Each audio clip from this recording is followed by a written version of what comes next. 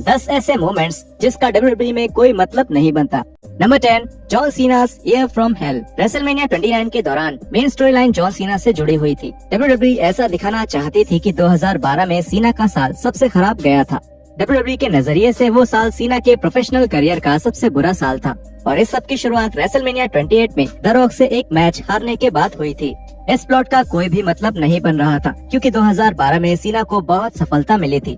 Rock से हारने के बाद सीना ने एक पेपर व्यू में ब्रॉक को हराया था, जो लेसनर के करियर की सबसे बड़ी हार में से एक थी। और उसके बाद सीना ने द बिग शो को एक स्टील केज मैच में हराया था और यहाँ तक कि वो money in the bank brief case भी जीते थे। अब क्योंकि 2012 में सीना ने कोई वर्ल्ड टाइटल नहीं जीता, इसका ये मतलब नहीं निकाला जा सकता कि वो पूरा साल ही असफल रहा था। ये एक कमजोर स्टोरी लाइन था जिससे सीना और रॉक के रीमैच की उत्सुकता और भी कम हो गई थी। Number 9, Shayna Baszler turns on Ronda Rousey. 2023 के Money in the bank event में एक हैरान कर देने वाला मोमेंट हुआ जब शेना बेसलर ने अपनी ही टैग टीम पार्टनर रोंडा राउजी को धोखा दे दिया। उस समय उनकी जोड़ी विमेंस टैग टीम चैंपियंस थी और बेसलर का राउजी के खिलाफ जाने की वजह से उन्हें वो टाइटल भी खोना पड़ा था। ये सब इतना हैरानी वाला इसलिए था क्योंकि इसके बारे में WWE टीवी पर बिल्कुल भी हिंट नहीं दिया गया था। इस जोड़ी ने अलग होने का कोई भी इशारा नहीं दिया था, बल्कि वो एक मजबूत जोड़ी लग रहे थे। इस धोखे के पीछे बेसलर के कारणों ने कंफ्यूजन को और भी बढ़ा दिया था क्योंकि उन्होंने दावा किया कि राउजी ने उनसे प्रो रेसलिंग के लिए उनका प्यार छीन लिया था। ये एक बेतुकी वजह थी जिससे इस फ्यूड में लोगों की दिलचस्पी और भी कम हो गई।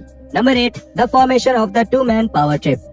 एटीट्यूड एरा के सबसे निजी और गंभीर फ्यूड्स में से एक था ट्रिपल एच और स्टोन कोल्ड स्टीव ऑस्टिन का फ्यूड। ये दोनों लेजेंड्स एक दूसरे से नफरत करते थे, लेकिन फिर भी इनकी कहानी ने एक हैरान कर देने वाला मोड़ लिया और ये दोनों रेसलमेनिया 17 की अगली रात को एक साथ दिखे। ट्रिपल एच ने द रॉक पर हमला करने में ऑस्टिन की मदद करी थी, जिसके बाद उन्होंने WWE की इजाजत के बिना खुद को 2-man पावर ट्रिप का टाइटल दे दिया। ये WWE की तरफ से एक बड़ा कदम था और दिक्कत ये थी कि इस बात का कोई मतलब नहीं बनता था। ऑस्टिन और ट्रिपल एच अचानक ही क्यों अच्छे दोस्त बन जाएंगे और इस बात के लिए कोई भी सफाई पेश नहीं करी गई थी कि आखिर इन दोनों ने दोस्ती क्यों करी थी। और WWE के फैन से ये उम्मीद करी जा रही थी कि वो भूल जाएंगे कि कुछ समय पहले तक ये दोनों रेसलर्स एक दूसरे का करियर खत्म करना चाहते थे। Number 7, John Cena's money in the bank return. 2023 का money in the bank event London में हुआ था और इस शो में जॉन सीना की वापसी भी दिखाई गई थी।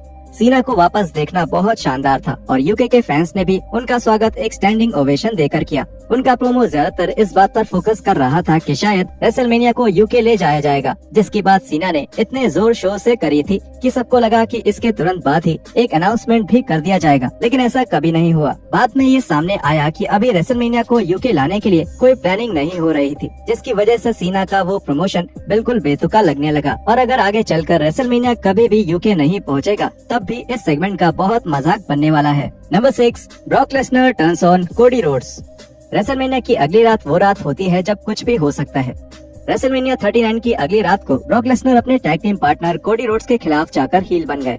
हालांकि इसकी थोड़ी बहुत उम्मीद करी जा रही थी, लेकिन फैंस को फिर भी उम्मीद थी कि आने वाले हफ्तों में लेसनर और WWE इसके लिए कोई सफाई देंगे, लेकिन फैंस बस इंतजार ही करते रहे और ऐसा कभी नहीं हुआ। वेड बैरेट ने बातों ही बातों में बताया था कि लेसनर शायद रेसलमेनिया में अपनी जगह से थोड़ा नाराज थे। लेसनर रेसलमेनिया 39 की दूसरी रात के ओपनिंग मैच में ओमोस के खिलाफ मैच में शामिल थे, लेकिन ये एक ऐसी जगह थी जहां लेसनर पहले भी रह चुके हैं। WWE इसको एक और तरीके से हैंडल कर सकती थी और ये सफाई दे सकती थी कि लेसनर को पॉल हेमन ने ऐसा करने के लिए पैसे दिए थे ताकि वो रोमन रेंज से दूर रहें। ये एक जायज वजह बन सकती थी, लेकिन फिर भी WWE ने उनके फ्यूड की पूरी स्टोरी लाइन को इसी तरह अंधेरे में रखने का फैसला किया।